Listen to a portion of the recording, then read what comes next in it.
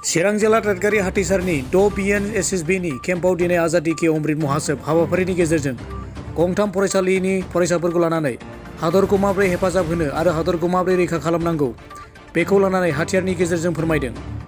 बे हाबाफारियाव बाहागो लाफैदों साई गुरुकुल फरायसालिनिफ्राय 12सा फरायसाफोर, एबेनेजार इंराजि फरायसालिनिफ्राय 20सा फरायसाफोर आरो 730 हाथिसार गुदि फरायसालिनिफ्राय 30सा, बेजों लोगोसे गंथामबो फरायसालिनि फोरोंगिरिफ्राबो बे हाबाफारियाव बाहागो लाफैदों। आजादि के अमृत महासेब हाबाफारिनि गेजेरजों फैबाय थानाय गथ'फ्रा बे हाबाफारिनि गेजेरजों नुनानै सोलोंनो हायो आरो रांनिगुलि क'क्राझारनि GCOI 6 BNSSBनि एसिस्टेन्ट कमान्डेन्ट सुखबीर सिंहआ बेबायदि फोरमायदों।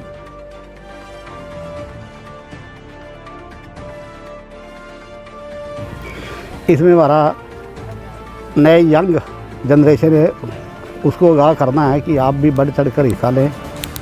देश की आप भविष्य है, इसलिए आप जो भी काम करना चाहते हैं सच्चे दिल से करें, देश के लिए करें और आगे बढ़कर हमारा स्थान लें। दिनै मुलुगनां आइजो माहारि सानाव ICDSनि मावख'गिरिफ्राबो फालिदों। नाथाय दुखुनि बाथ्रा दि ICDSनि मावख'गिरिफ्रा मोननाय दान बान्थाजों न'खर बेंनो हाया होननानै फोरमायदों। लोगोसे चिरां जिल्ला बेंगिरिनोबो गोसोखांलाय गथायदों आरो आसामनि गिबि मन्त्रि डक्टर हिमन्त बिश्व शर्मानोबो फोरमायथि हरदों होननानै फोरमायदों। आंगनबादिनि बारग' नेहाथारि हिरानयि ब्रह्मआसो चिरां जिल्ला काजलगावआव जिल्ला बेंगिरिनि साखाथि 31 नं राजा लामायाव चिरां जिल्ला आंगनबादि मावख'गिरि आफादा आइजो माहारिखौ लोब्बा लाखिनानै गावसोरनि मोननो नांगौखौ दाबि खालामनायजों दिनै खुद्रिदों।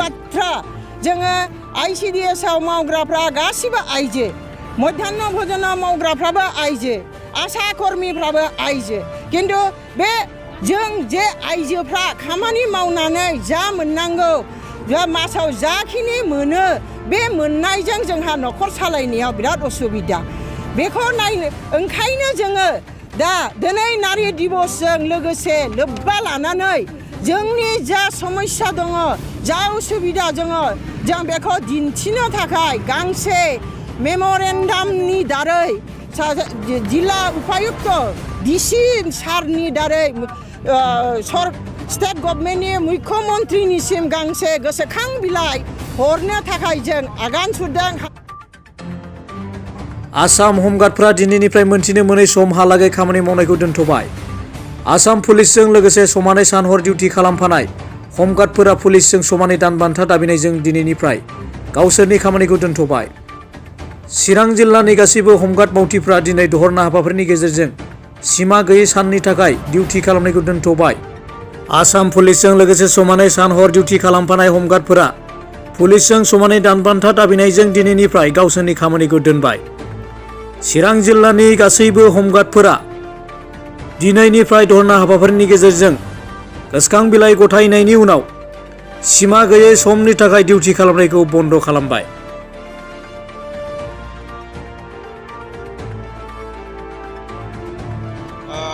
আজিৰ আন্দোলনটো হ'ল অসম গৃহৰক্ষী জোৱানসকলৰ চাকৰি নিয়মীয়াকৰণ কৰাৰ ব্যৱস্থা গ্ৰহণ কৰক।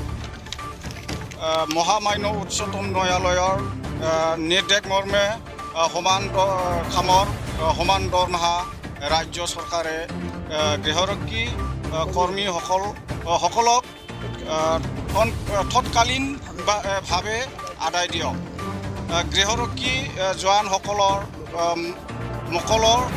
ক্ষেত্ৰত অনলাইন ডেভেলপমেণ্ট চিষ্টেম অতি সোনকালে বন্ধ কৰক।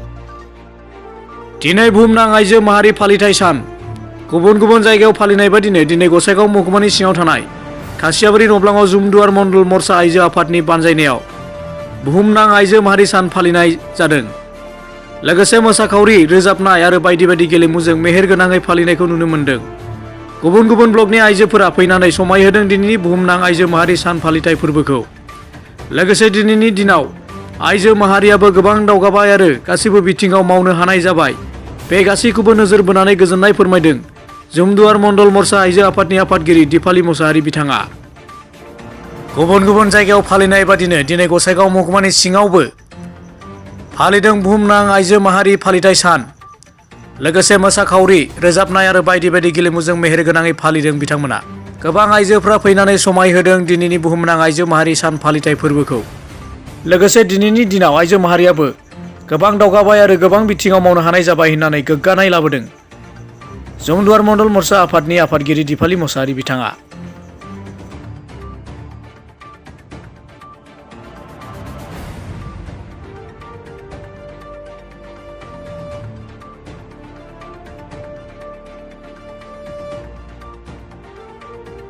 उन्दै बैसोआव हाबा जानाय उन्दै बैसोआव हाबा जायोबाथ' बिसोरो माने मोजाङै रायजो जानायावहाय खस्थ' मोनो बुजिलाया सानैनि गेजेराव जेंना फैयो बेबो बिनि खोथाखौ सहायनो हाया बेबो बिनि खोथाखौ सहायनो हाया बुजिलायनो हाया जायो बैसो जानानै हाबा जायोब्ला होमबा गावनो गासैखौबो बुजिनो हाखायो हिनजावबाबो हौवाबाबो आरो रायजो जानाया मोजां जायो आरो बिसोर बे उन्दै बैसोआव हाबा जानायफोरखौ राहा लानांगौ होननानै आंबो सानो।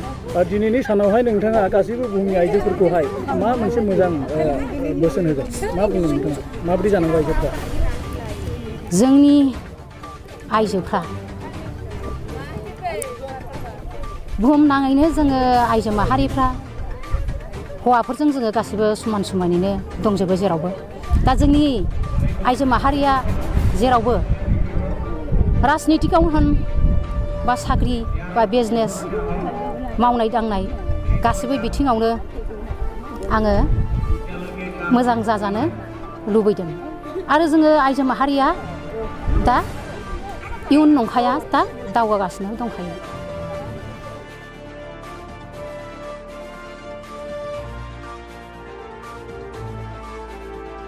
दिनै मुलुगनां आइजो सानजों लोब्बा लाखिनानै चिरां जिल्ला बेंगिरि नरेन्द्र कुमार शाह बिथाङा स्पिनिं मेसिन राननानै होदों।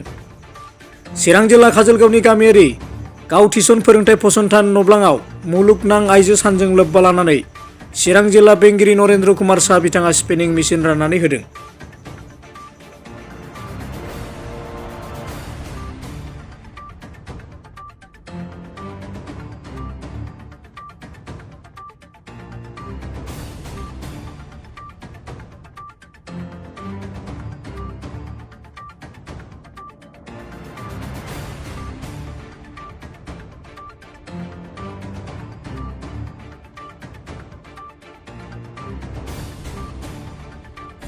আজি সকলোকে আন্তঃৰাষ্ট্ৰীয় নাৰী দিৱসৰ শুভেচ্ছা জনাইছোঁ।